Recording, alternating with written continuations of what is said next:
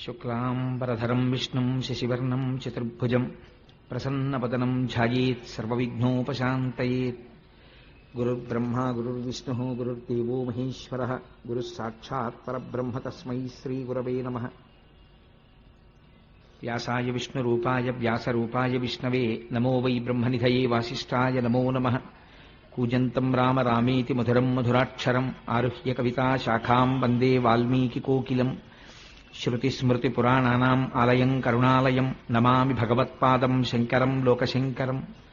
వాగర్ధావివ సంపృక్తౌ వాగర్ధ ప్రతిపత్తయే జగతః పితరౌ వందే పార్వతీ పరమేశ్వరౌ. సూక్తిం సమగ్రయతున స్వయమేవ లక్ష్మీః శ్రీరంగరాజమహిషీ ముధరైః కటాక్షైః. వైదగ్ధ్యవర్ణగుణగుంభనగౌరవైర్యాం కండూలకర్ణకుహరాः కవయోధయంతి. హైమోర్ధ్వపుండ్రమజహన్మకుటం సునాసం మందస్మితం మకరకుండలచారుగండం. బింబాధరం బహుళదీర్ఘకృపాకటాక్షం శ్రీవేంకటేశముఖమాత్మని సన్నిధత్తాం.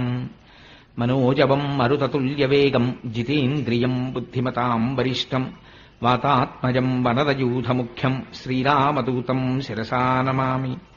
ఆపదామపహర్తారం దాతారం సర్వసంపదాం లోకాభిరామం శ్రీరామం భూయో భూయో నమామ్యహం.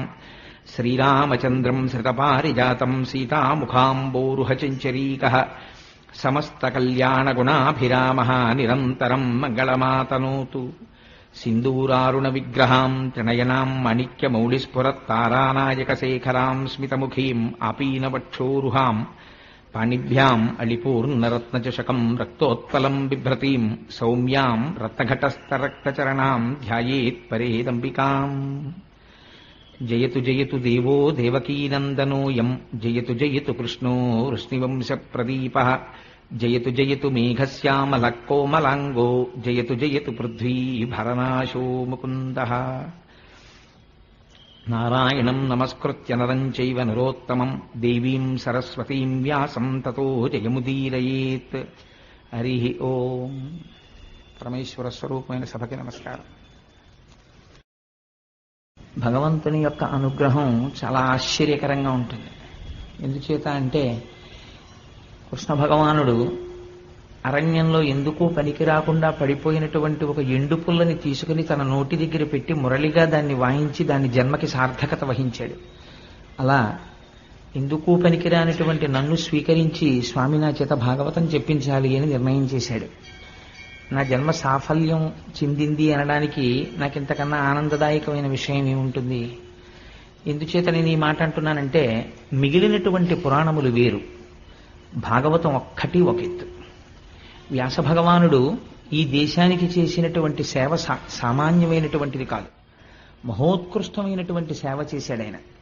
అటువంటి మహానుభావుడు ఆయన వేదరాశినంతటినీ విభాగం చేశాడు.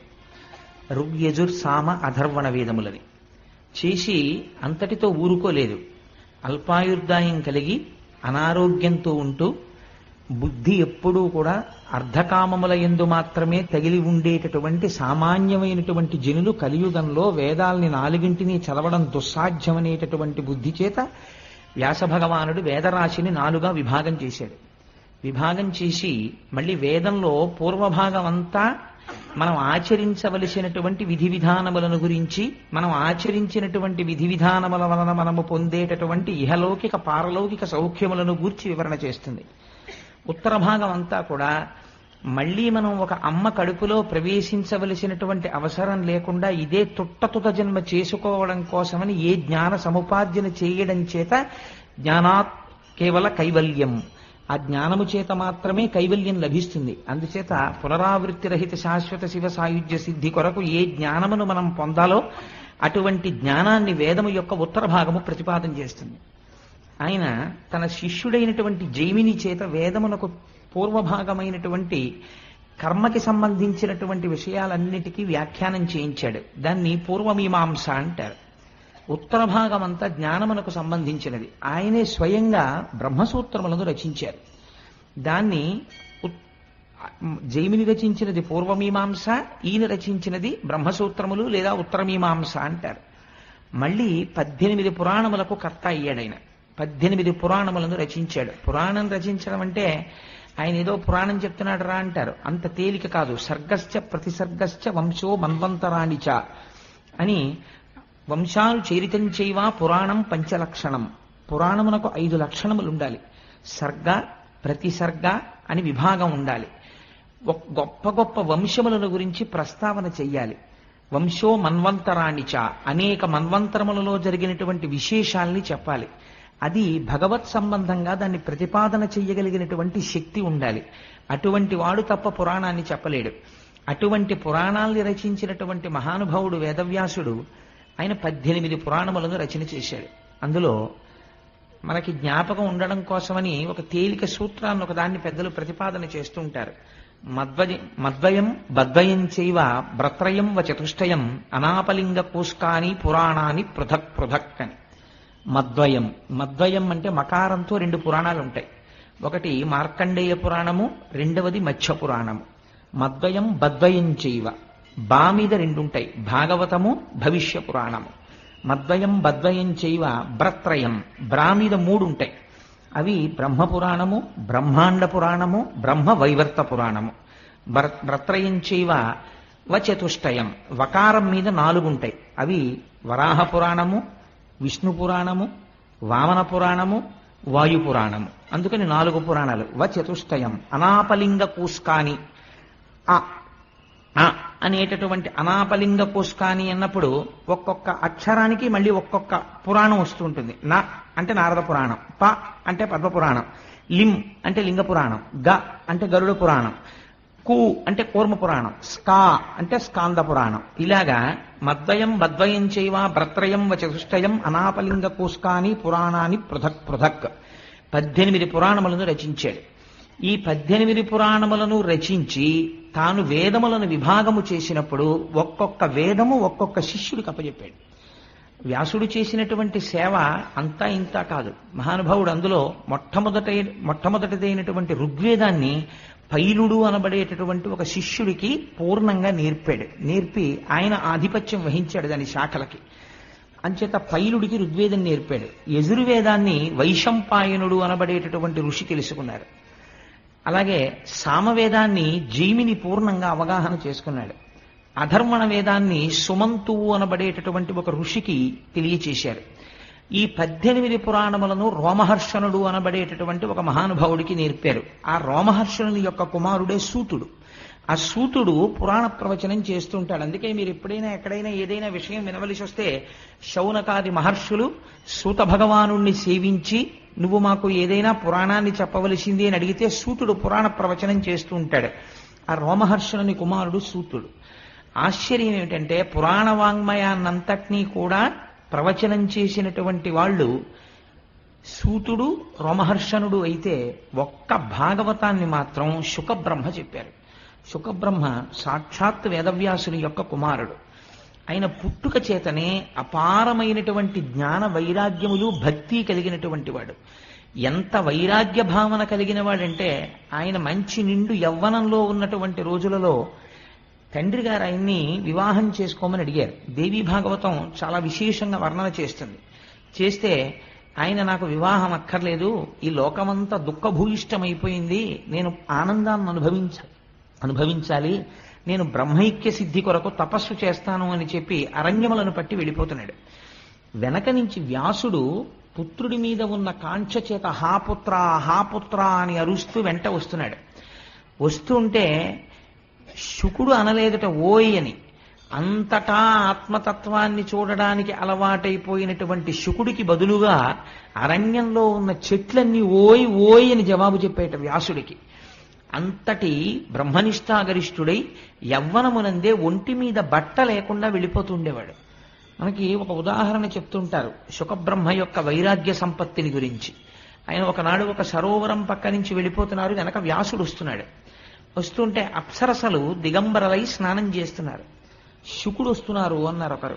అనేటప్పటికీ శుకబ్రహ్మ వస్తే నమస్కారం చెయ్యాలని వాళ్ళు వివస్త్రలై ఒంటి మీద వస్త్రం కట్టుకోకుండా లేచి వచ్చి శుకుడికి నమస్కరించారు. ఆయన నిండు యవ్వనంలో ఉన్నాడు. ఆయన వెళ్ళిపోయాడు. మళ్ళీ స్నానం చేస్తున్నారు. వ్యాసుడు వస్తున్నాడు అన్నారు. బట్టలు కట్టుకుని నమస్కరించండి అన్నారు. వాళ్ళు బట్టలు కట్టుకుని వ్యాసుడికి నమస్కరించారు. వ్యాసుడు ఆశ్చర్యపోయాడు. నా కుమారుడు యవ్వనంలో ఉన్నాడు, నేను వార్ధక్యమునందున్నాను.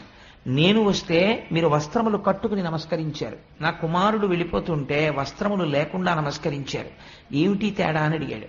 అడిగితే అప్సరసలు అన్నారు, నీ కుమారుడికి స్త్రీ పురుష భేదము తెలియదు, అంతటా బ్రహ్మం ఒక్కటే చూస్తాడు. నీకు తెలుసు స్త్రీ పురుష భేదం, అందుకని నీకు బట్టలు కట్టుకుని నమస్కరించామన్నారు. అది శుకబ్రహ్మ యొక్క వైరాగ్య సంపత్తి అంటే. శుకుడంటే ఎంత గొప్పవాడో తెలుసా అండి. అందుకే ఒక్క భాగవతం మాత్రం వేరొకరితో చెప్పించలేదు. భాగవతం చెప్పడానికి ఒక సమర్థత చూశాడు ఈశ్వరుడు. ఏమో సమర్థత అంటే, కుశ అన్నమాట మీరు వినుంటారు. కుశ అంటే దర్భ. దర్భ చేతితో పట్టుకున్నంతసేపు కర్మాచరణము చేస్తాడు.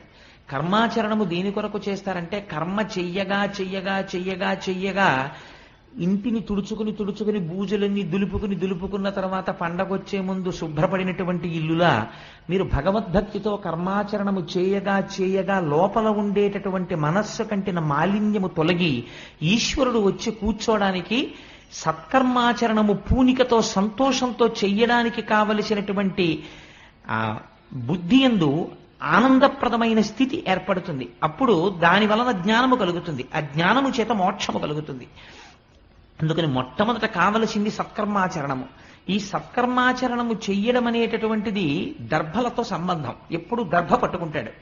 అందుకని కుశ అంటే దర్భని పట్టుకున్నవాడు. తిరగేయండి శుక అంటే ఇప్పుడు ఆయనకి కర్మాచరణము లేదు. కర్మాచరణము లేదంటే ఆయన కావాలని మానినవాడు కాదు, ఆయన చెయ్యడానికి కర్మ లేనివాడు. ఈ స్థితికి వెళ్ళిపోయినవాడు. ఎందుకని నిరంతరము బ్రహ్మమునందు రమిస్తూ ఉంటాడు. అది తప్ప వేరొక వస్తువు ఆయనకి తెలియదు. ఎప్పుడూ బ్రహ్మమునే చూస్తాడు, బ్రహ్మముతో కలిసి ఉంటాడు, బ్రహ్మమును పొందుతుంటాడు. ఇంత ఆనంది స్థితిని అనుభవించేటటువంటి వ్యక్తి శంకర భగవత్పాదులు కౌపీన పంచకం అని ఒక పంచకం చేశారు. అందులో అంటారు ఏంటి, అసలు కౌపీనం పెట్టుకున్నవాడంత భాగ్యవంతుడు ఈ ప్రపంచంలో ఎక్కడున్నాడు అన్నారు. ఎందుకని? వాడు అన్నీ విడిచిపెట్టి సర్వసంగ పరిత్యాగి అయి ఈశ్వరుడి పాదార విందములను సేవిస్తూ తిరుగుతున్నాడు. అటువంటి వాడికి ఇంద్ర పదవి లభించినా సరే తిరస్కరిస్తాడు. నాకు అక్కర్లేదు, నాకు ఇందులో తృప్తి ఉందంటాడు. అటువంటి మహానుభావుడైనటువంటి శుకుడు నిరంతరము ఆనందం అనుభవించేవాడు. ఆయన ఏదైనా ఒక ప్రదేశానికి వస్తే ఒక ఆవు పాలు పితకడానికి ఎంత సమయం పడుతుందో అంతకన్నా ఎక్కువ సమయం నిలబడేవాడు కాదు.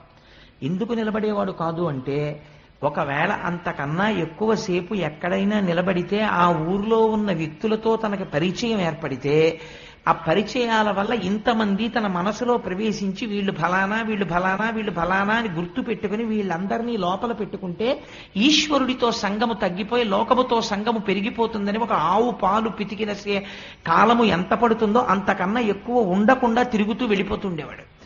అటువంటి మహానుభావుడు శుకుడు తనంత తానుగా వచ్చి 7 రోజుల పాటు కూర్చుని భాగవతాన్ని ప్రవచనం చేశాడు. ఎవరి కొరకు ప్రవచనం చేశాడు? నేను ఒకసారి సూర్యకళామందిరంలోనూ వెంకటేశ్వర ఫంక్షన్ హాల్లోనూ నాకు జ్ఞాపకం లేదు, కానీ ప్రవచనం చేస్తూ ఒక మాట అన్నాను.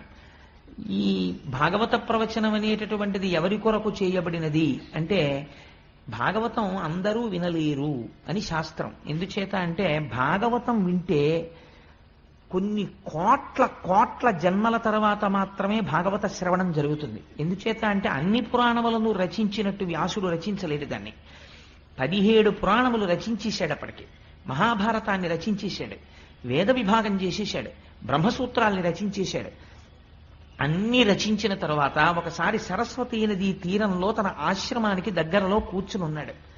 మనస్సంతా ఏదో నైరాశ్యం ఆవహించింది, ఏదో నిరాశ, ఏదో లోటు, తానేదో తక్కువ చేశాననేటటువంటి భావన, ఎక్కడో ఏదో చెయ్యడంలో అసంపూర్తిగా మిగిలిపోయింది అని తను చేసిన కార్యక్రమాన్ని ఆలోచించాడు. వేదరాశినంతటినీ విభాగం చేశాను, 17 పురాణములను రచించాను, బ్రహ్మసూత్రములను రచించాను, పరాశరుడికి సత్యవతీదేవికి నారాయణాంశలో కుమారుడిగా జన్మించినందుకు నేను చేయగలిగినంత సేవ చేశాను, ఈశ్వరుడి పాదములు పట్టి సేవించాను, ధ్యానం చేశాను. అయినా నా మనస్సుకి ఎందుకో లోటుగా ఉంది. ఎందుకింత లోటుగా ఉంది అని ఆలోచన చేశాడు. ఆ ఆలోచన చేసినప్పుడు మహానుభావుడు నారదుడు దర్శనమిచ్చాడు. మనకి రామాయణం మొట్టమొదట సంక్షేప రామాయణం చెప్పినవాడు నారదుడే, భాగవతం సంక్షేప భాగవతం చెప్పినవాడు నారదుడే. నారం దదాతీతి ఇది నారదః, ఆయన జ్ఞానాన్ని ఇస్తుంటాడు. ఆ నారదుడు వచ్చి ఒక మాట చెప్పాడు. వ్యాస, నీ మనస్సు ఎందుకు అసంతృప్తితో లోటుతో ఉన్నదో తెలుసా?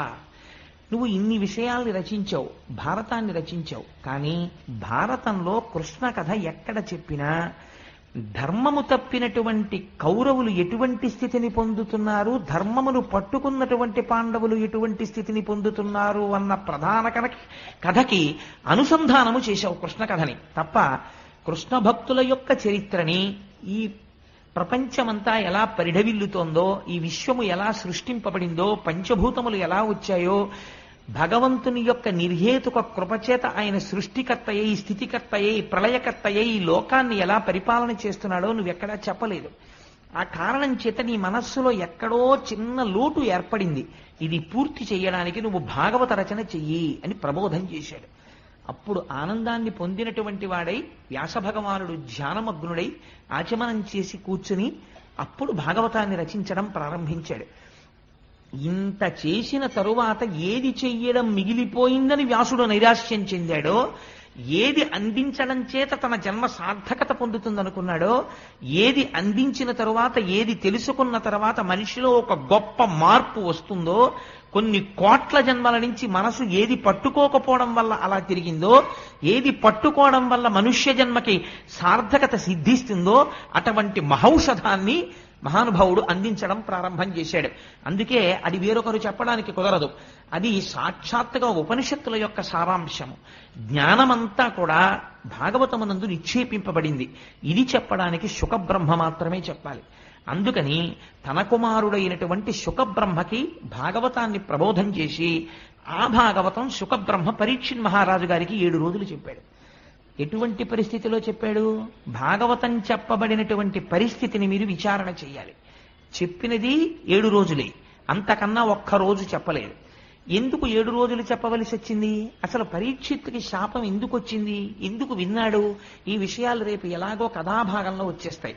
వచ్చినప్పుడు మీరు వాటిని విందురు గాని. కలిపురుషుడు ఎందుకు వచ్చాడు, అసలు ఎందుకు విభాగం చేశారు, ఎందుకు పరీక్షిత్తుకి అటువంటి శాపం వచ్చింది, వచ్చాక ఏం చేశాడు అసలు నిజంగా, ఆ గంగ ఒడ్డుకి ఎలా వెళ్ళాడు, ఈ విషయాల్ని రేపు విచారణ చేద్దాం మనం. కానీ 7 రోజుల పాటు భాగవతం చెప్పాడు. 7 రోజులు చెప్పడం వల్ల సాధారణంగా భాగవతాన్ని సప్తాహము అంటుంటారు. నేను తరచూ ఒక మాట చెప్తూ ఉంటాను, భాగవతాన్ని సప్తాహంగా చెప్పుకోవడం వెనకాతల ఒక రహస్యం ఉంది. ఏమి సప్తాహమని ఎందుకు చెప్పుకుంటారంటే, ఒక మనిషి ఎన్ని సంవత్సరములు బ్రతకనివ్వండి, 80 ఏళ్లు బ్రతకనివ్వండి, 90 ఏళ్లు బ్రతకనివ్వండి, శతమానం భవతి శతాయు పురుష స్థితేంద్రియ ఆయుష్దేవేంద్రియే ప్రతిష్టతి, 100 ఏళ్లు పూర్ణంగా బ్రతకనివ్వండి. ఎన్ని రోజులు బ్రతికాడు? 7 రోజులే బ్రతుకుతాడు. ఎందుచేత? ఎన్ని సంవత్సరములు బ్రతికినా అతను బ్రతికినవి ఆది సోమ మంగ బుధ గురు శుక్ర శని, ఇంతకన్నా లేవు. 8వ రోజు బతికింది ఒకటి నాకు చూపించండి, ఉండదు. ఎప్పుడు చచ్చిపోతాడు? ఈ 7 రోజుల్లోనే చచ్చిపోతాడు. అయ్యా అలా కుదరదండి, నేను దేశాన్నంతటినీ ఏలినవాణ్ణి, లేకపోతే నేను చాలా విద్వాంసుణ్ణి, నేను మహాపండితుణ్ణి, నేను గొప్ప జ్ఞానిని, నేను కూడా అందరిలా 7 రోజుల్లో పోవడం ఏమిటి, నాకు 8వ రోజు ఉండదా? ఉండదు. ఎవరైనా 7 రోజుల్లోనే వెళ్ళిపోవాలి, ఆ 7 రోజుల్లోనే పుట్టాలి, ఆ 7 రోజులే ఉండాలి, ఆ 7 రోజులే తిరగాలి. కాబట్టి భాగవతం సప్తాహం అంటే నువ్వు ఏ రోజున భగవంతుణ్ణి స్మరించడం మానేశావో ఆ రోజు ఆ ఇల్లు పరమ అమంగళకరమైన రోజు. ఎందుచేత? ఆ రోజు భగవంతుని ఎడ విస్మృతి కలిగింది కాబట్టి తను భగవన్నామమును పలకలేదు, ఈశ్వరుడికి నమస్కరించలేదు, ఈశ్వరుడి గురించిన తలంపు లేదు. ఆ రోజు తాను ఉండి మరణించిన వాడితో సమానము. కాబట్టి ఇప్పుడు ఆ రోజుని ఇంట్లో ఏం తిరిగింది? నడయాడిన ప్రేతం ఒకటి తిరిగింది, ఒక శవం ఆ ఇంట్లో నడిచింది. కాబట్టి ఇప్పుడు అమంగళమైంది. కాబట్టి ఏది బ్రతుకు? నిజమైన బ్రతుకేది అంటే, నిజమైన బ్రతుకు ఈశ్వరుని యొక్క నామస్మరణమే. భగవంతుడి నామమును ఎవరు స్మరిస్తాడో వాడు మాత్రమే బ్రతికి ఉన్నవాడు. అయితే స్మరిద్దామంటే అంత తేలికగా స్మరణకు వస్తుందా? ఆ వస్తువు యందు మీకు ప్రీతి ఏర్పడితే మీకు మనసు స్మరించడానికి అవరోధం ఉండదు. మీరు ఎక్కడ కూర్చోండి, మీకు ఏ వస్తువు ఇష్టమో ఆ వస్తువుని స్మరిస్తుంది. ఎందుకు ఇష్టం? ఎందుకు స్మరిస్తోంది? మనస్సు ఆ వస్తువు యందు ప్రీతి చెందింది కాబట్టి స్మరిస్తోంది. ఈశ్వరుణ్ణి ఎందుకు స్మరించడం లేదు అంటే, ఈశ్వరుడు యందు ప్రీతి చెందలేదు కనుక. ఆ ప్రీతి ఎందుకు ఏర్పడలేదు? ఇప్పుడు మనస్సుకి భగవంతుని పట్ల ప్రీతితో తిరగడానికి కావలసినటువంటి బలాన్ని వ్యాస భగవానుడు భాగవతమనందు ప్రతిపాదన చేస్తారు. అందుకే భాగవతం ఎవరు వింటారో వాళ్ళ మనస్సు తెలిసో తెలియకో ఈశ్వరుడి వైపుకి తిరిగిపోతుంది. ఈశ్వరుడి వైపుకు తిరిగిపోతే ఏమవుతుందో నారదుడు చెప్తాడు. అక్కడ మీరు ఆ విషయాన్ని విందురు గాని. శుకబ్రహ్మ ప్రవచనం 7 రోజుల పాటు చేశారు. 7 రోజుల పాటు చేస్తే ఏమైంది? చచ్చిపోతానని బెంగెట్టుకున్నాడు పరీక్షిత్తు. భాగవతం అంతా విన్నాడు. ఆయన అన్నాడు, ఈ శరీరం చచ్చిపోతుంది, బెంగలేదన్నాడు. ఇప్పుడు తెలిసిపోయిందంతే. ఏం తెలిసిపోయింది? చచ్చిపోవడం అనేటటువంటిది అసలు ఆత్మకి లేదు. మరి ఏది చచ్చిపోతోంది? శరీరం చచ్చిపోతోంది. పుణ్యం చేసినా, యజ్ఞం చేసినా, యాగం చేసినా, తపస్సు చేసినా, అశ్వమేధయాగములు చేసినా, తాను ధనస్సు పట్టుకుని దేవతల పక్షాన నిలబడి యుద్ధం చేసినా, కల్పములు మారిపోయినా, యుగాలు మారిపోయినా శరీరము పడకుండా ఉంటుందా? ఉండదు, పడి తీరుతుంది. ఎంతటి వాళ్ళ శరీరము పడిపోయింది. ధ్రువుడంతటి వాడి శరీరం పడిపోయింది. ఎవరి శరీరమైనా పడిపోవలసిందే. పడిపోయేటటువంటి సత్యము శరీరమునకు చెందినది. అది పడిపోయి తీరుతుంది. కానీ పడదు అని ఒక అసత్యమునందు నువ్వు పూనిక పెట్టుకున్నావు. ఇది పడదు. ఈ భ్రాంతి చేత లోకమునందు సంగము కలిగి చేయకూడని పనులన్నింటికీ చెయ్యడానికి ఆది ఎక్కడ పడింది అంటే ఇది ఉండిపోతుందన్న భ్రాంతి. ఇది వెళ్ళిపోతుంది. ఇది వెళ్ళిపోతున్నది వెళ్ళిపోయి తీరుతుంది. వెళ్ళనిది ఎప్పుడూ వెళ్ళదు. కాబట్టి నేననబడినది ఆత్మ అయితే దానికి చావు లేదు. నేననబడినది శరీరం అయితే ఇది చచ్చిపోయి తీరుతుంది. కాబట్టి ఉన్న సత్య వస్తువుని పట్టుకున్నావా మరణ భయం లేదు. అసత్య వస్తువుని పట్టుకున్నావా మరణ భయం ఉంది. మరణ భయంలోంచి సమస్తమైన అజ్ఞానం ఉంది, అవిద్య ఉంది, భయం ఉంది. ఏది పట్టుకుంటావు? సత్యాన్ని పట్టుకో. అంత తేలిగ్గా పట్టుకోగలవా? భాగవతం విన్నవాడు పట్టుకోగలడు. అలా పట్టుకునేటట్టు వ్యాసుడు భాగవతమునందు ప్రతిపాదన చేశాడు సత్య వస్తువు గురించి. అందుకని ఎవరు భాగవతం వింటున్నారో వారికి సత్యము పట్ల పూనిక కలుగుతుంది, ఈశ్వరుడి పట్ల పూనిక కలుగుతుంది. ఆయన పాదములు పట్టుకున్న వాళ్ళు ఎలా తరించారో భగవంతుని యొక్క భక్తుల గాథలు ఆవిష్కరింపబడతాయి. అందున ఆశ్చర్యం ఏమంటే జరిగి భాగవతం ఉత్తరాయణంలో వచ్చింది మనకి. మనం ఇప్పుడు చెప్పబోతున్నటువంటి భాగవతం ఉత్తరాయణ పుణ్యకాలంలోకి వచ్చింది. పైగా మొదలుపెట్టి 4 రోజులు అవదు, రథసప్తం వచ్చేస్తుంది. ఇంకొక 4 రోజులు అవదు, భీష్మేకాదశి వచ్చేస్తుంది. భీష్ముడు స్తుతి చేశాడు శ్రీకృష్ణ భగవానుడి భాగవతంలో. ఎంత అద్భుతమైన స్థుతో! నేను ఒక్క మాట చెప్తున్నాను. మీరందరూ ఇలా చెప్తే ఏదో ఒక సోపుకో లేకపోతే ఒక రేజర్కో ఒక బ్లేడుకో అడ్వర్టైజ్ చేసుకున్నట్టు ఇలా చెప్తే మీరు వస్తారని నేను చెప్పట్లేదు. నేను ఒక్క మాట చెప్తున్నాను. నేను వెంకటేశ్వర ఫంక్షన్ హాల్లో భాగవతం చెప్తూ ఒక మాట అన్నాను. శుకబ్రహ్మ భాగవతం ఒక్కరికే చెప్పాడు పరీక్షిత్ మహారాజుకి. భాగవతం చెప్పేటటువంటి వాడు జనం గురించి చూడకూడదు అన్నాడు. ఈశ్వరుడు నన్ను పరీక్ష పెట్టాలనుకున్నాడు. నువ్వు నిలబడగలవా నేను చూస్తాననుకున్నాడు. ఒక 4 రోజులైన తర్వాత ఒక పెద్ద తుఫాన్ వచ్చింది. తుఫాన్ వస్తే నాకు రేపాక సుబ్బారావు ఫోన్ చేశారు, ఏమండి చాలా తుఫానుగా ఉంది, ఎవ్వరూ బయటికి రాలేరు. కాబట్టి హాలు నిండిపోయి బయటికి కుర్చీలేసి ఇన్నాళ్ళు మీరు భాగవతం చెప్పారు. ఇప్పుడు ఇవాళ మొత్తం వెంకటేశ్వర ఫంక్షన్ హాల్లో 2 ఉంటే గొప్ప, చెప్పేస్తారా అని అడిగారు. అడిగితే నేనన్నా 2 కూడా లేకపోతే ఎందుకైనా మంచిదని మా ఆవిడ్ని దొరగారిని తీసుకొస్తున్నాను, చెప్పేస్తానన్నాను. శుకుడు పరీక్షిత్తుకు ఒక్కడికే చెప్పాడు, నేను బయట తుఫానుగా ఉందని ఒక రోజు వాయిదా వేసే నైతిక అధికారం నాకెక్కడిది? అలా వేసిన నాడు ఇక వేరొకసారి భాగవతం ముట్టుకోవడానికి నాకు అధికారం ఈశ్వరుడు ఇవ్వడు అని నా భార్యని తీసుకుని వెళితే ఆ రోజు ఎలా వచ్చారో నాకు తెలియదు. ఆశ్చర్యం, ఏదో 200-300 మంది వచ్చారనుకోండి పాపం. నేను దాని గురించి పెద్ద ప్రాధాన్యత ఇవ్వడం లేదు. ఆ రోజు భాగవతం చెప్పేశాను. తర్వాత రోజు చాలా మంది అడిగారు, అదేంటంటే తుఫాన్లో చెప్పేశారా అని. తుఫాన్లో చెప్పేయడం కాదు, అది అలా చెప్పాలని ఉందంతే శాస్త్రంలో. శుకుడు అలా చెప్పాడు, పరీక్షిత్ కోసం చెప్పాడంతే. ఒక్క వ్యక్తి ఆర్తి పొందాడు, జనన మరణములంటే ఏమిటో తెలుసుకోవాలని.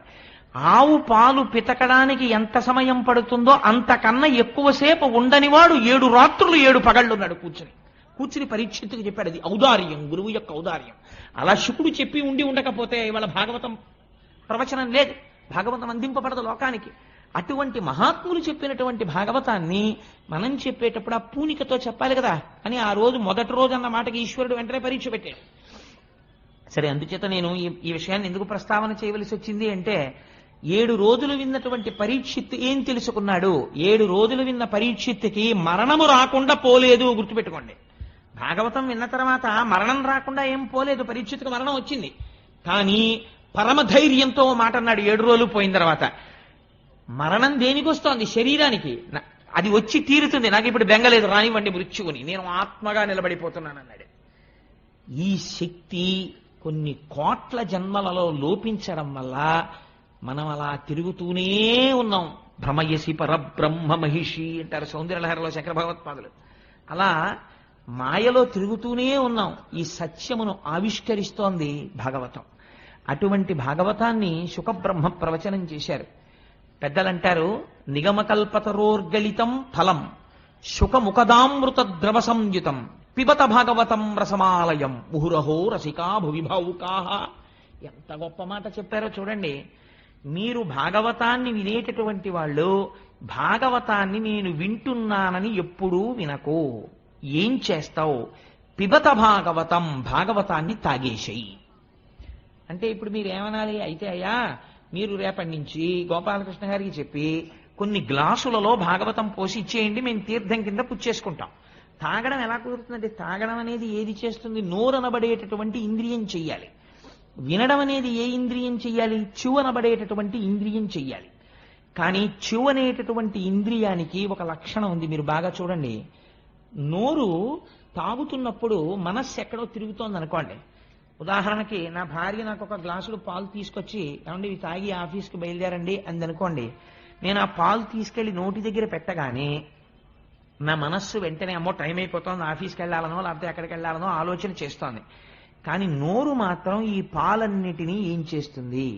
పుచ్చుకుని ఎక్కడికి వెళ్ళాలో ఆ కడుపులోకి పంపించేస్తుంది. అది తాగేసేటప్పుడు గడగడ గడగడ గడగడ గడగడ గ్లాసులో అయిపోయేంత వరకు తాగేస్తుంది తప్ప, నోరు తాగేటప్పుడు ఒకవేళ పాలల్లో ఒక గండుచీ ఉందనుకోండి, గండుచీ ఉంది నేను పుచ్చుకోనందు, నోరు పుచ్చేసుకుంటుంది. ఆ తర్వాత ఎప్పుడో గ్రహించి అయ్యో చీమ వచ్చేసిందని మనం బయటకు వదిలేస్తాం దాన్ని. అలా పిబత, నువ్వు ఇందులో తాగేయాలి. తాగేసే పదార్థంలో సాధారణంగా మీరు తీసి పారేసేది ఏమి ఉండదు. మీకు మామిడి పండు ఇచ్చాయా తినండి అన్నాం అనుకోండి, మీరు తినడం మొదలెడితే దాన్ని తొక్క బయటికి పారేయాలి, టెంక బయటికి పారేయాలి, ఏదో అంతా తినేసిన తర్వాత పీచు ఉంటే పీక్కుని బయట పారేయాలి తప్ప, మామిడి పండు రసం తీసుకొచ్చి ఒక గ్లాసులో పోసి తాగేయండి అన్నాను అనుకోండి.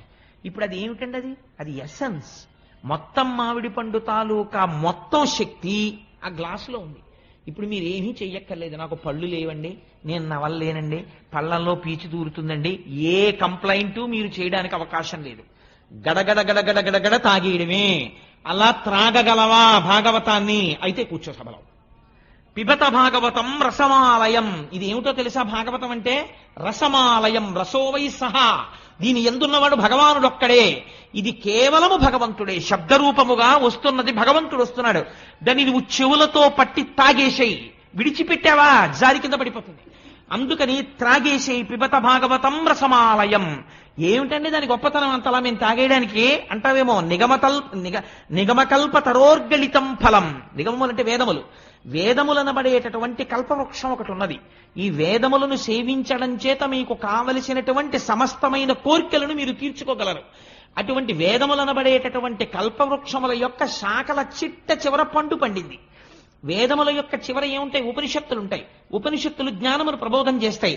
ఉపనిషత్తులనబడేటటువంటి జ్ఞానమును బోధించేటటువంటి వేదముల యొక్క చివర ఉన్నటువంటి శాఖల చివరి భాగమునందు పండినటువంటి పండు ఉపనిషత్తుల చేత ప్రతిపాదింపబడిన పరబ్రహ్మము యొక్క స్వరూపము. ఈ పరబ్రహ్మ స్వరూపము ఇవాళ పండుగా పండింది. ఈ పండునేం చేసింది? బాగా పండిందా లేదా మనం ముట్టి చూస్తాం. అదే ఒక చిలక కొట్టింది అనుకోండి, చిలక కొట్టుడురా బాగుంటుంది రుచిగానని తినేస్తాం. దీన్ని చిలక కొట్టింది, చిలక ఎంగిలి చేసింది. ఎవరా చిలక? శుకబ్రహ్మ. శుకుడు తన నోటి ద్వారా ప్రవచనం చేశాడు. దేని మీద ఆపేక్ష లేనటువంటి ఒక మహాపురుషుడు ప్రవచనం చేశాడు. అటువంటి శుకబ్రహ్మ నోట్లోంచి వచ్చింది. అందుకని నిగమకల్పతరోర్గళితం ఫలం శుకముఖదామృత ద్రవ సంయుతం పిబత భాగవతం. ఆ భాగవతాన్ని తాగేసే. రసమాలయం, ఇది ఈశ్వరుడితో నిండిపోయింది. రసమాలయం ముహురహో రసికా భువి భావుకాః. భూమి యందు నువ్వు భావుకుడు అయితే నువ్వు చేయవలసినటువంటి ప్రధాన కర్తవ్యం ఇదే, భాగవతాన్ని తాగేసేయి. అందుకని అంత గొప్ప భాగవతం ఈ భాగవతము. ఇటువంటి భాగవతాన్ని సంస్కృతంలో మహానుభావుడు 12 స్కందములలో ప్రవచనం చేశాడు వ్యాసుడు. చేస్తే మన అదృష్టం ఏమిటో తెలుసా అండి? దాన్ని ఆంధ్రీకరించినటువంటి మహానుభావుడు పోతనామాచ్యుల వారు. పోతన గారంటే నాకు ఎంత ప్రీతో ఎంత భక్తో. అంటే మీలో ఎవరికన్నా గొప్పవాణ్ణి కాదు ఆ విషయంలో, మీ అందరికీ పోతన గారంటే మహాభక్తి. అయితే పోతన గారిలో మీరు గమనించవలసినటువంటి విషయం ఒకటి ఉంది. మనకి 3 రాజులు ఉన్నారండి. ఒకరు త్యాగరాజు, ఒకరు పోతరాజు, ఒకరు గోపరాజు. వీళ్ళు ముగ్గురి పేర్లలో రాచరికం ఉంది. వీళ్ళు ముగ్గురు భగవంతుణ్ణి సేవించారు. సేవించి ఛీ మాకు ఈ దిక్కుమాలిన రాచరికం అక్కర్లేదని తీసి అవతల పారేశారు. పారేసి గోపరాజు గారేమో సాక్షాత్తుగా రామదాసు గారు అయిపోయారు. త్యాగరాజు గారేమో త్యాగయ్య అయిపోయారు. పోతరాజు గారేమో పోతన్న అయిపోయారు. ముగ్గురు రాచరికాల్ని తీసి అవతల పారేసి ఈశ్వరుడి పాదముల దగ్గర దాస్యమును అభిలషించారు. వీళ్ళు ముగ్గురు జగత్తుని ఏలి భక్తిని పంచిపెట్టేశారు. ఆ పోతన గారు ఆయన జీవించింది కేవలం కొద్ది భూమి ఉండేది. నాగలి పట్టి మనం సాధారణంగా ఒక మాట అంటుంటాం, ఏమిటంటే భాగవతం చదువుకుందాం, రామాయణం చదువుకుందాం అని ఉంటుంది. కానీ ఎక్కడండి ఆఫీసు వెళ్ళడం రావడం, ఇల్లు, ఇంటికి వచ్చిన తర్వాత సంసారం, ఇందులో భాగవతం 12 స్కంధాలు చదవాలంటే ఎక్కడ జరుగుతుందండి? కుదరట్లేదు, చదవదామని ఉండదు, ఏమిటి నాకు చదవాలని ఉంటుంది అంటాం. కానీ మీరు పోతన గారి జీవితాన్ని తీసుకోండి. మహానుభావుడు ఒక చిన్న పొలం ఉండేది, అది కూడా ఏకశిలానగరం, ఓరుగల్లికి దగ్గరలో ఉండేవారు ఆయన. ఉండి ఆ పొలం దున్నుకుని ఎప్పుడు నాగలి పట్టారో, ఎప్పుడు పొలం దున్నారో, ఎప్పుడు విత్తనాలు చల్లారో, ఎప్పుడు మంచె మీద కూర్చున్నారో తెలియదు. త్రికాలముల యందు సంధ్యావందనం చేసుకుని ఒకానొక నాటి సాయంకాలం చంద్రోదయం జరుగుతున్నటువంటి సమయంలో వారు గోదావరి నదిలో స్నానం చేసి ఒక సైకతం మీద కూర్చుని ధ్యానమగ్నులై అరమోట్పు నేత్రములతో కూర్చునున్నారు. కూర్చునుండగా వారికి రామచంద్రమూర్తి యొక్క సాక్షాత్కారమైంది. పోతనా, నీ జన్మ ఉద్ధరించాలని నేను అనుకుంటున్నాను. అందుకే ఏం చేస్తావో తెలుసా? నువ్వు మహాభాగవతాన్ని ఆంధ్రీకరించు, తెలుగులో రాయి అన్నారు. అంటే వెంటనే నమస్కరించి పోతన గారు అన్నారు, అయ్యా మీరు ఆనతిచ్చారు, నేను వ్రాయడం ఏమిటి భాగవతం? పలికెడిది భాగవతమట, పలికించు విభుండు రామభద్రుండట, నే పలికిన భవహరమగునట, పలికెద విరుండుగాధ పలుకగనేలా. ఎంత వినయంతో చెప్పారో చూడండి. పలికెడిది భాగవతమట, నేను భాగవతాన్ని రచించడం ప్రారంభం చేస్తున్నాను. కానీ పోతన భాగవతాన్ని రచిస్తున్నవాడు పలికించు విభుండు రామభద్రుండట, నా వెనకాతల ఉండి నా చేత పలికిస్తున్నవాడు ఉన్నాడే, వాడు రామభద్రుడు, రామచంద్రమూర్తి పలికిస్తున్నాడు. ఏం నీతోనే ఎందుకు పలికిస్తున్నాడు? నే పలికిన భవహరమగునట. ఎన్ని కోట్ల జన్మలు దారి తప్పి తిరిగావో అంత తొందరగా పోతుందా నీ పాపం? ఆ పాపం పోగొట్టడానికి నీతో భాగవతం రచింపచేస్తున్నాను. నే పలికిన భవహరమగునట, పలికెద విరుండు గాథ పలుకగనేలా. ఇంకొక గాథ నేను ఎందుకు పలకాలి? నా చేత ఈశ్వరుడు ఇది పలికిస్తున్నాడో అదే నేను పలుకుతాను. ఇందులో ఒక గమ్మత్తుందండి. ఈ మాట చెప్పి పోతన గారు వెంటనే అన్నారు, చేతులారంగ శివుని పూజింపడేని, నోరు నొవ్వంగ హరికీర్తి నుడువడేని, దయయు సత్యంబు లోనుగా తలపడేని, కలుగనీటికి తల్లుల కడుపు చేటు అన్నాడు. ఎంత గొప్ప మాట చూడండి. చేతులారంగ శివుని పూజింపడేని, పరమశివుణ్ణి పూజించి తీరాలి. ఏమండి, శ్రీ మహావిష్ణువుని పూజించకూడదా? పలికించు విభుండు రామభద్రుండట అన్నారు కదా, ఏం రామచంద్రమూర్తిని పూజించకూడదా? కృష్ణుణ్ణి పూజించకూడదా? శివుణ్ణి పూజించమని పోతన గారు ఎందుకు చెప్పారు అంటే, పరమశివుణ్ణి మనం లింగ రూపంలో ఆరాధన చేస్తాం. లింగ రూపానికి కాళ్ళు చేతులు ఉన్నాయా? మీరు ఒకసారి ఆలోచన చేయండి. కాళ్ళు చేతులు ఉన్నటువంటి ఒక గొప్ప మూర్తి ముందు మీరు కూర్చుంటే మీ మనస్సు తెలిసో తెలియకో దాని యందు మగ్నమవుతుంది. భయ ఎంత బాగున్నాడో, స్వామి ఎంత బాగున్నాడో అని మీ మనస్సు అక్కడ నిలబడుతుంది. కాళ్ళు చేతులు లేవు, అలాగని రూపం లేకుండా లేదు. రూపము ఉంది, రూపము లేదు. లింగానికి కాళ్ళు చేతులు ఎక్కడున్నాయి? కాళ్ళు చేతులు లేవు. పోనీ అసలు రూపం లేదంటావా? ఏదో ఒక రూపం ఉంది శివలింగానికి. కాబట్టి ఇప్పుడు ఏమైంది? రూపము లేదు, రూపమున్నది. అరూపరూపి. అరూపరూపి అయినటువంటి లింగమును ఆరాధన చెయ్యాలంటే మీరు సాధన యందు ఒక మెట్టు పైకెక్కిన వారై ఉండాలి. లేకపోతే మీరు అక్కడ నిలబడలేరు. లింగము ముందు కూర్చుని పూజ చేయడం కష్టం, మీ మనస్సు నిలబడదు. ఏముంటుంది ఇందులో అని నేను నీళ్లు పోయానండి, దాని మీద పాలెందుకు పోయడం, దాని మీద పెరుగు ఎందుకు పోయడం, దానికి ఏమైనా కాళ్ళున్నాయా చేతులున్నాయా, ఏమిటి పోయినాం, అసలు దీనికి ముఖం ఎటుందండి అని అడిగాడు ఒక ఆయన. శివలింగం దగ్గరికి వెళ్ళి మీరు ఏమంటే దీని ముఖం ఎటు అని అడిగారు అనుకోండి, వెంటనే పెద్ద ఆయన అన్నాడు, అన్ని వైపుల ముఖం, నువ్వెటు విభూతి ఎట్టి బొట్టెడితే అటు ముఖం. అయితే శివలింగానికి 4 పక్కలా కూర్చుని నలుగురు 4 పక్కల విభూతి ఎట్టి బొట్టెడితే 4 పక్కల ముఖం ఉంది.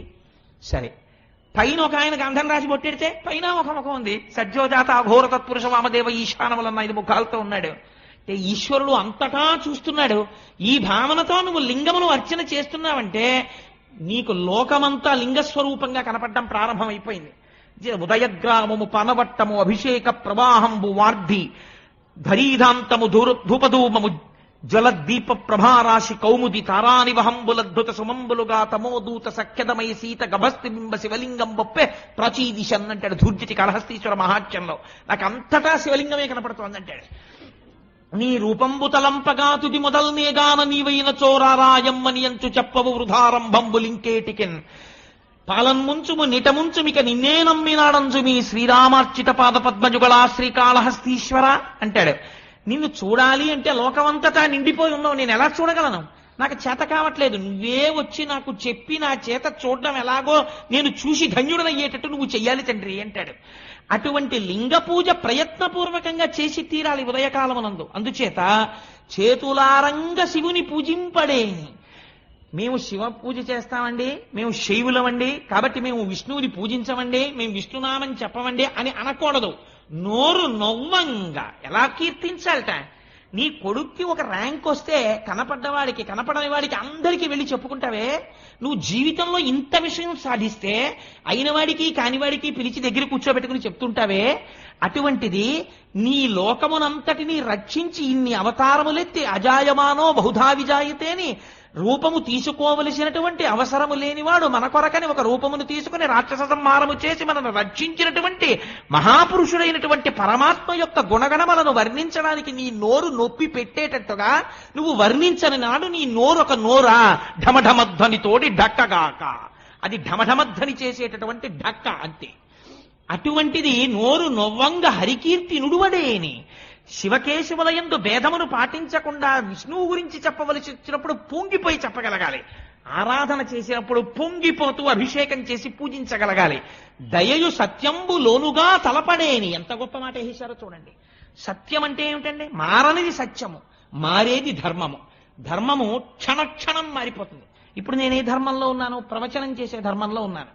కాశ్యప్ ఆగి నేను కిందకి దిగిపోతాను, అయ్యప్ప స్వామి వారి దర్శనానికి వెడతాను. అప్పుడు నేనే ధర్మంలో ఉంటాను? భాగవత ధర్మంలో ఉంటాను. రెండు చేతులు కైమోడ్చి స్వామి ముందు నమస్కరిస్తూ నిలబడతాను. అంతేగాని అక్కడ కూడా అయ్యప్ప స్వామి వారికి నేనేదో చెప్తానని చెప్పను కదా.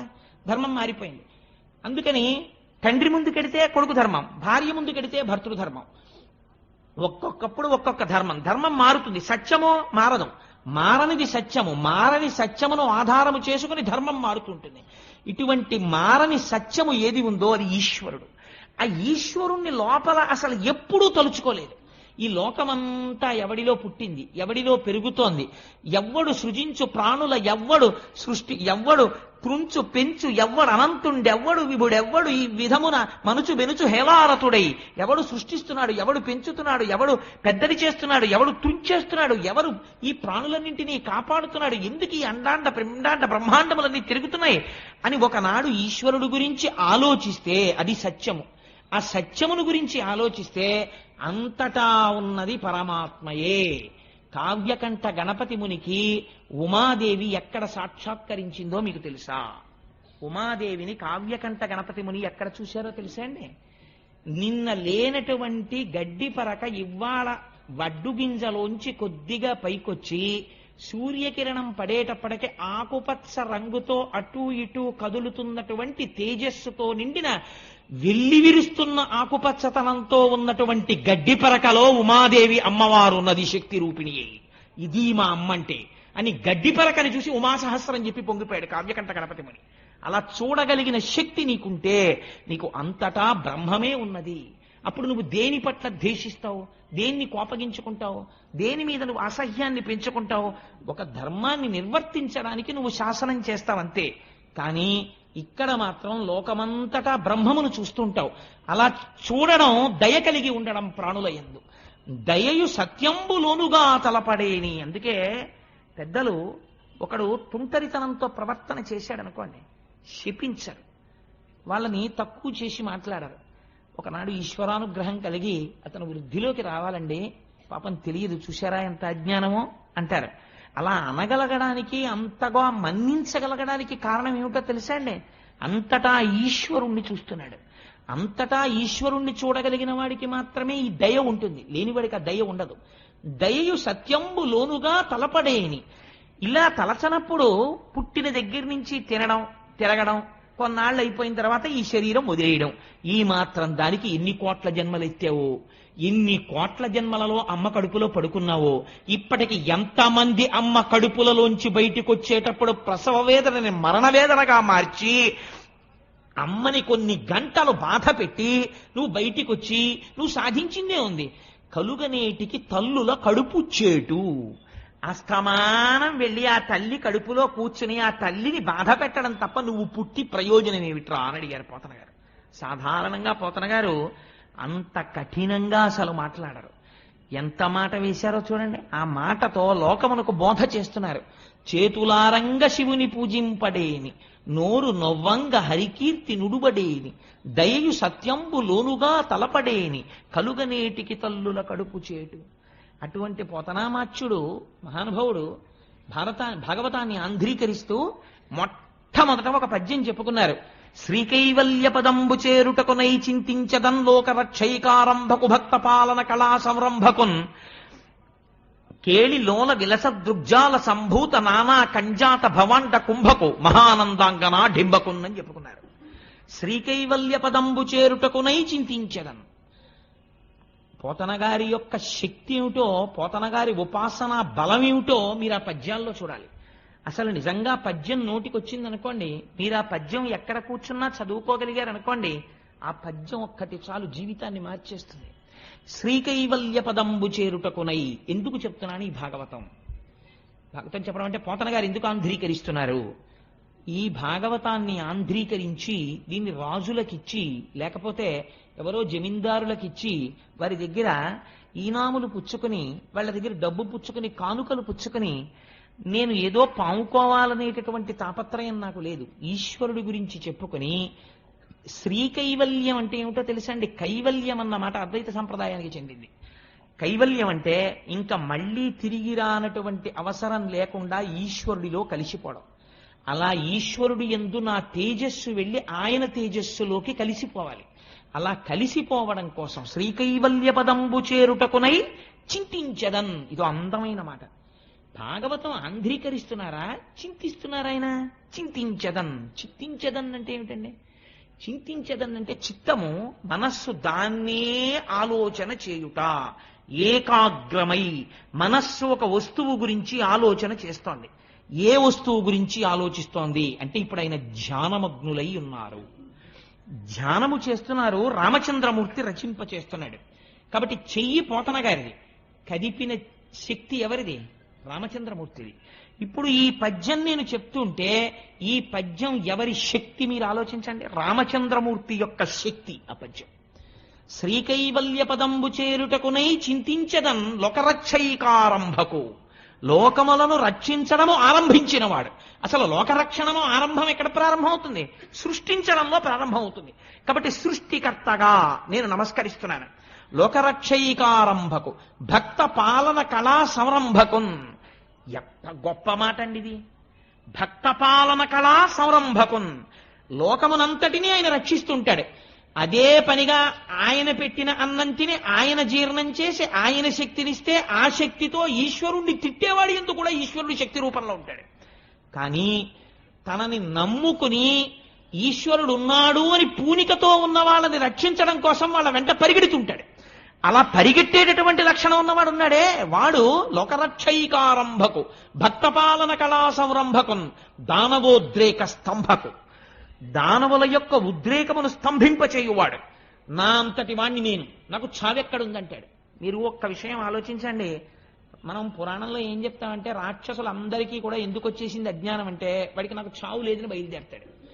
సాధారణంగా అజ్ఞానం ఎక్కడ బయలుదేరుతుందంటే, నాకు చావెక్కడుందండి, వాడంటే పక్కింటి వాడు వెర్రాడు, చచ్చిపోయాడు, నేను ఎందుకు చచ్చిపోతానంటాడు.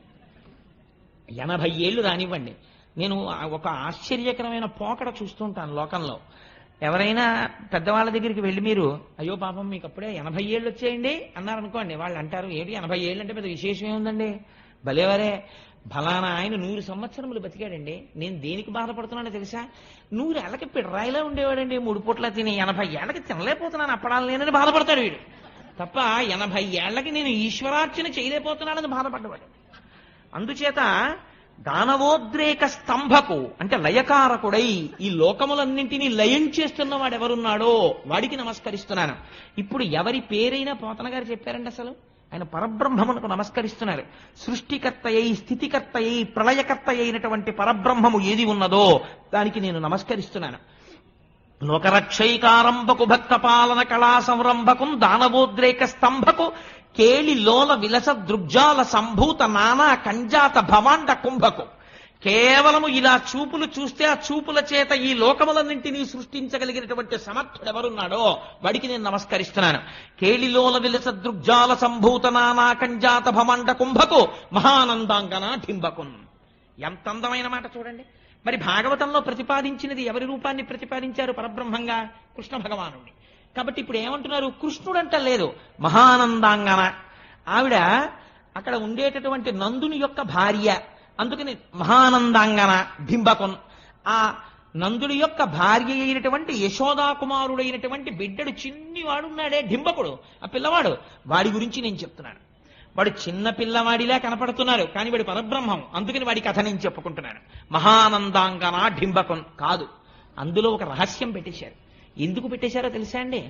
పోతన గారిలా బతకడం రావడం చాలా కష్టం. పోతన గారికి ఇలవేల్పు ఎవరో తెలుసా అండి? దుర్గమ్మ తల్లి. పోతన గారు తెల్లవారు లేచి బయటికి వస్తే విభూతి